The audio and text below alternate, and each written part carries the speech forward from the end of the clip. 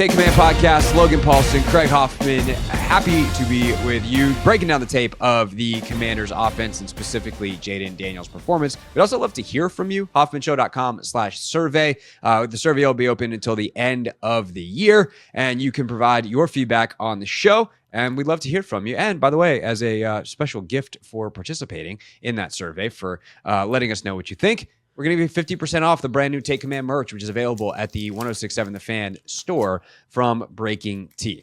Okay, Logan, let's talk about Jayden Daniels' performance. We just talked about it through the lens of the sacks, but once you get beyond those, 8 plays, there is just so much good on this tape. His ability to make plays with his legs, some of the arm stuff he does, the platform, the reads. I mean, look, the Terry stuff, he's got 3 big misses, all of which actually hit Terry in the hands. And Terry, I'm sure, would be like, I should catch those. Jayden would say, I got to put them on him. But those are all good reads, good recognition, good decision-making. What you said earlier in the pod, you thought this might have been his best game of the year. Why? Yeah, I think for a lot of the reasons you just said. Like, I was going through and I'm pulling clips for the Command Center show, which airs on Thursday or whatever, Friday. And I'm going to do a breakdown on there talking about this. And so obviously you get the kind of the amazing plays, the touchdown to Terry where he falls down and gets back up and throws it, the 3rd and 1 where he breaks out and does like a backflip and gets a first down, and the 15 yards. Like, those are plays that everyone's going to recognize and see and be like, wow, this is what makes him special. But to me, it's not even that. It's quite frankly like the stuff that he does. Like, there's a corner route that's completed to Terry. It's cover 2. So he IDs cover 2. He stares down the flat, like the smash or the out, the 5-yard out. The corner, who's kind of in between, steps up to the out. He resets and throws the corner with an absolute laser beam of a throw. Great job, man. Like, absolutely great job. The holding call that Diami gets on, it's like a 3rd and 15 where they throw the screen to whoever it is. To Terry, yeah. He checks to that versus nickel pressure. Like, way to be aware of it. They check to a run in the red zone where they get B-Rob a 5-yard gain. Like, again, so seeing, understanding what my answers are versus certain things, great. The touchdown to Terry in terms of ball velocity, just the snap on his release, just in terms of looking healthy. There was a throw over the middle of the field late to OZ where they're running a spot concept to the offensive right. He looks at Demario Davis for a second. He sees that he's pushing to the spot. He delivers an absolute laser beam through a tight window right to OZ, who makes the catch for a first down. The throw to Diami on that high cross, like putting that ball in a perfect position. And so every single throw, I felt like there was some higher level stuff going on where I'm manipulating coverage. I'm getting the ball out quick. I'm being patient where I need to be patient. I'm hurrying where I need to hurry. And to me, that was the thing that really stood out to me in terms of how he played the quarterback position. It wasn't like, oh yeah, these big plays are great. And that's obviously true. And there's certain games where you watch him and he's just kind of out there.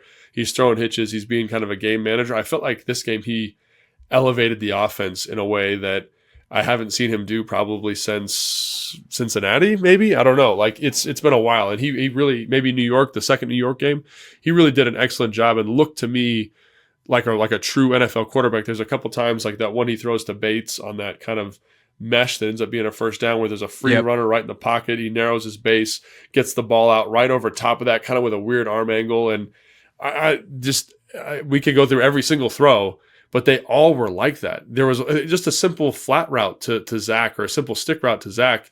The guy's kind of clouding the window. He pumps to the flat and then comes back and throws the stick with excellent feet, excellent base, excellent accuracy. So again, he took 8 sacks, which is not great. You don't want that. But the dynamic plays he made, and then the consistent just NFL quarterback stuff, identifying coverage, getting the ball where it needed to go. I came out and I was like, dang, this is really good stuff, really high level stuff by him. Yeah, and he was pretty leveraged in this game, in part because of some protection stuff. Also, there was a lot of zone read in this game where he had to make decisions. And, after the game, I was like, I don't know how well he managed that part. Going back and looking at it, like, there was like 2 that I'm like, that probably, but like, we're talking about like 8 or 10 zone reads in this game where he gives it correctly on some of these that get stuffed because the blocking is bad on the front side. And again, we'll get there. But like, he largely made correct reads on that. There in the first half of this game, there were like 4 or 5 plays where they stunted on the right side of the O-line. and Sam Cosmi and Andrew Wiley had trouble passing it off. Cosmi just did not. Cosmi had one of his worst games of his career, frankly, in this game. And so Jayden's taking on pressure, and he figures out a way to move around it or get the ball out. And he just consistently had to make higher level plays. And the Saints did a good job in some coverage stuff where he, as you said, moved them just enough, and the ball's over and outstretched hands or around a guy, and the snap he has. It's just really good stuff consistently throughout the games, which is why it's kind of weird that the offense got bogged down. It felt like in the second half is like I don't know if they went 3 and out. I don't think they went 3 and out the entire game. Yeah. Like this entire that's got to be like a 12 play drive. That's probably 8 or 9 play drive. That's probably like a 10 play drive. I guess the only 3 and out was the end of the first half where the half ended after 3 plays, but it wasn't like they were on a 3rd down and were going to punt. Right. So they just consistently found ways to convert. And sometimes that was also him making plays with his legs. I mean, the 4th and 1 where he just is like, I got to figure out where to go. And he finds it. Like the competitiveness of him, Dan talks about all the time, but like you see it. Like that call that New Orleans had up, was literally like, we're going to pinch the end. You're going to take away the run. We have an overhang player. And then Demario Davis is going to fit in between. So there literally was like no place to go. If you hand it off, it's going to be a tackle for loss. If you take it, you're going to get tackle for loss. And then for him to kind of Superman figure that out, fake it to the outside, dive over the pile, like that's a big time play on the 45 on your own end, and on your own side of the field. Like, and again, like I know he missed these throws, but the reads on those Terry throws at the end of the game, like where he missed them, I understand he missed them. But like he's reading dagger on the first one to Terry. And so you only throw the through or the clear on a dagger versus man-to-man coverage or 2-man. And it's man-to-man coverage. And Terry smokes his dude. And so the fact you even got there in terms of read is like just showing how you're seeing the defense. So, and you missed the throw, whatever. The all go that he throws to Terry that just goes off his fingertips because Terry kind of slows down. Like the fact you even saw that, like he just felt like he was seeing it so well. Which was great, which was so cool to see. Because again, like every week you're like, can he keep getting better? Can he play better? And I felt like this was a game where he just really understood and could visualize what New Orleans was trying to do to him.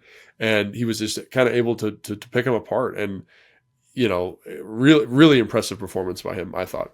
You talk about the mental toughness too. The last drive of the game is where 2 of those go balls come. And this is also why Cliff, should he have done this, done that? And I'm like, I don't know, man. Cliff seemed to call a pretty good game. And he just stays aggressive and he's finding shots in the 4th quarter. Like, I think that's something too that's really impressive about Cliff is like, he found ways to generate big plays that should have been daggers. And one of them, ironically, on a dagger where they dropped the coverage, as we just mentioned. But like, he found ways that were going to be knockout punches, and Jayden missed them barely by a matter of feet, inches.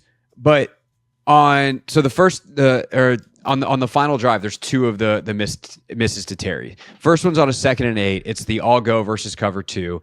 And on the very next play, instead of like, oh man, I got to go make a play, I got to get it all back, he just checks the ball down to send it. Like it's a quick play. Oh yeah, that was a nice play. Takes what's there, send it. Rumbles forward. They almost get to the first down. Instead, it's 4th and 1, and then Jayden is able to convert. By the way, Michael Dieter did not have a great game on that particular play. He buried his dude, which is why Jayden was able to jump over. Nice. If that's just like a regular block, there's nowhere to go. Dieter just absolutely pancakes his dude, and Jayden jumps over the pancake, which is a phrase. Jumps over the pancake, a phrase I never thought I'd say on a podcast, but here we are. So they get the first down.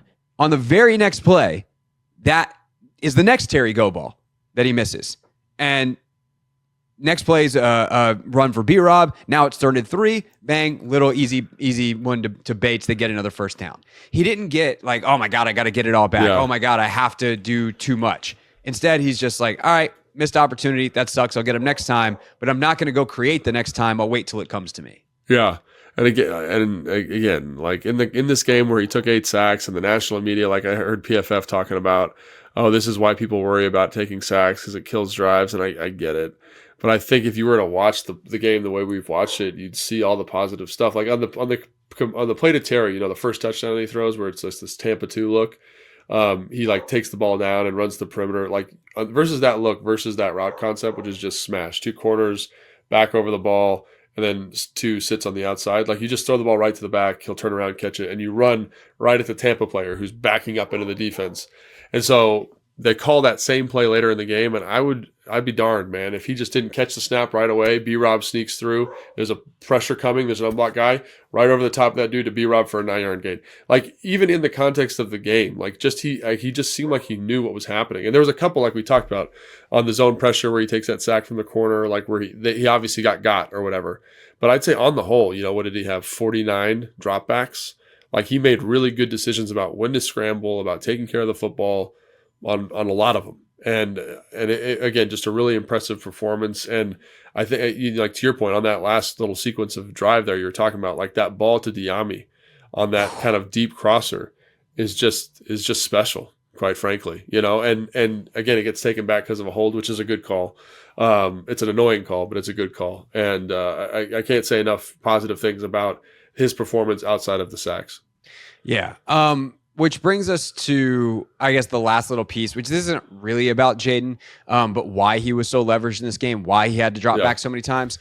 The run game was just really rough in this one. And I came out of this game, I actually caught myself on the post-game show. And it's easier for me to have to try to be the rational one when Chris Russell is in your box as opposed to you. I just get to be irrational radio man when I'm sitting here next to you. When it's Russell, I'm like, all right, one of us has got to have our hands on the wheel here at 10-2. But I was like, there are too many times that I've come out of games thinking that Cliff should have done X.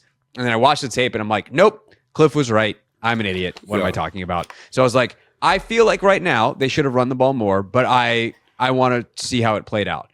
And after watching it back, I get why Cliff, he didn't really abandon the run, because there still are like some good gains late in this game, but they didn't lean into the run in the way that I thought they would, but it's because they didn't run the ball like we thought they would. Yeah.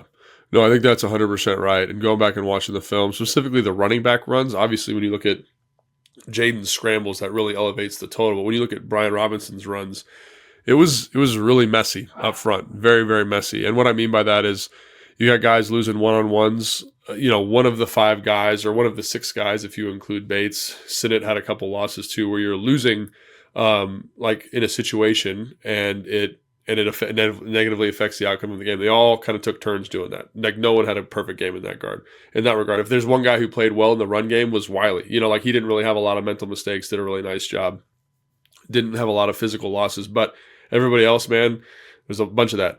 I thought New Orleans also came out and lined up in some kind of funky fronts. Like, I actually had to call one of my O-line buddies, and I was like, what would you actually call the spacing on this front? He's like, I call this the jam front, where you cover the 3 guys on the inside. I'm like, but there's a 4-eye, there's a backside shade. And he's like, this is jam in principle, but like they're fudging you a little bit to kind of mess with the angles and stuff. And so that's really hard to do on the fly with a backup center. Like, getting that stuff targeted is tough. And they did that a couple times. And then also I thought they, when they're running new looks, new runs, they didn't have the details all the way locked in on some of those. You get guys unblocked because of rules and counts. So there was a kind of a comedy of errors in this game in terms of, Dieter's going the wrong way on a couple plays, the snaps off, so you can't get the zone read. The timing was really funky too on those. Like, Dieter's moving before everybody. I mean, he's the guy snapping it, so of course, but like the harmony that an O-line moves with and that is there with Biotish, it was not there with Dieter. Yeah, and so again, like, this isn't one guy. This isn't like, so-and-so played really bad. It's like everybody didn't play their best game.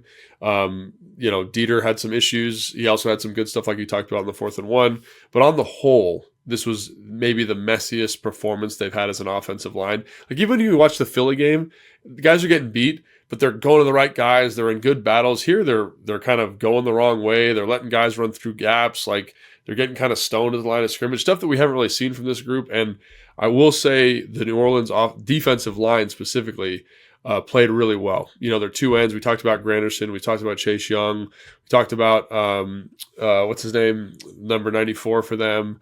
Cam Jordan. Number 98. They're huge edge players. And they set physical edges. And then you look at John Ridgeway on the interior. He played a great game. And number 93 for them had the silent count timed up perfectly. He's penetrating gaps. He's splitting double teams. We can't get to the linebacker. Like, it was a little bit of a slugfest in there. And kudos to them. They did a great job. And it was for all of the reasons we just talked about. Yeah, and I mean, credit to the Saints too. Like Darren Rizzi, this is good tape for him overall in terms of can you inspire a team to play physically on both sides of the ball? Yeah. There are some absolute slobber knocker hits in this game, like interior, not on ball carriers, but so like you probably didn't see them on TV. But there's one play where Bates and like John Bates will hit the F out of somebody. He's been, and I've said this to you before, like maybe I don't know if on air, but like in passing, like he's had a really just a physical kind of tough guy, blue collar year, maybe one of the best blocking tight ends in the NFL, like no joke. And I remember the player you're talking about gets wrecked in the hole. Yeah. Like I've never seen Bates get hit by that. Like not just stunned where it's stalemate. He gets knocked back into the back 3-4 yards. And we'll talk about the defense quickly here in a second. We're going to do more of the defense on the Thursday pod as we talk about some of the changes they made and how those can translate to the Eagles matchup. But we'll do a quick buzz of the defense for this game. But like there's a play late in the game. I think it's the last drive of the game where New Orleans is still running it and just being like, hey, you're going to give us this.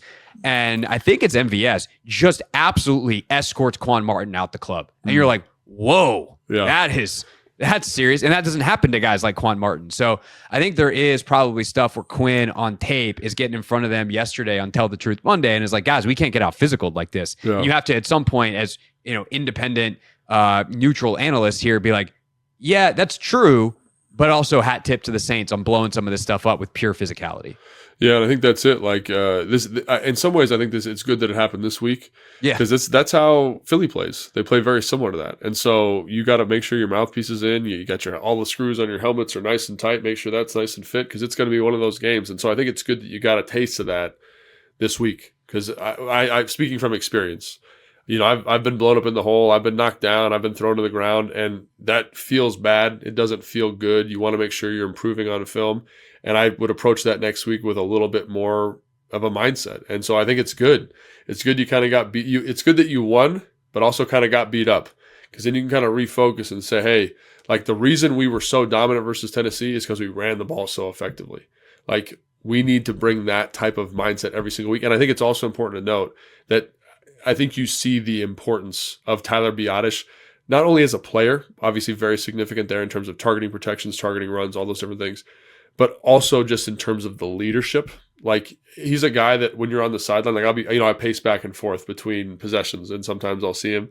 And he's a guy that maybe doesn't say a lot, but is very, very demonstrative when he's talking to people. And you can tell that he's kind of like the goose at the head of the V, like he's leading everybody forward. And I think not having him out there was significant. And I think that's something else we got to talk about. We'll save it for the preview show, but hopefully he's back. But you lose Ertz, you lose maybe Jeremy Chin for a week with a concussion. Like this becomes a little bit dicey in terms of making sure you got enough pass catchers on offense, and losing one of your better players on defense is going to be tough too. So yeah, the injuries definitely are a big. I mean, you saw him in the game too. Like some of the stuff that where I think they could have gotten some extra conversions, or that play in the red zone that we talked about. Like that's a Zach Ertz play, and unfortunately that showed up. Chin's absence showed up in a big way on a couple of plays late in this game, but. We also had the Marshawn Lattimore edition, which changed a bunch of stuff. So let's talk about the defense real quick before we get on out of here.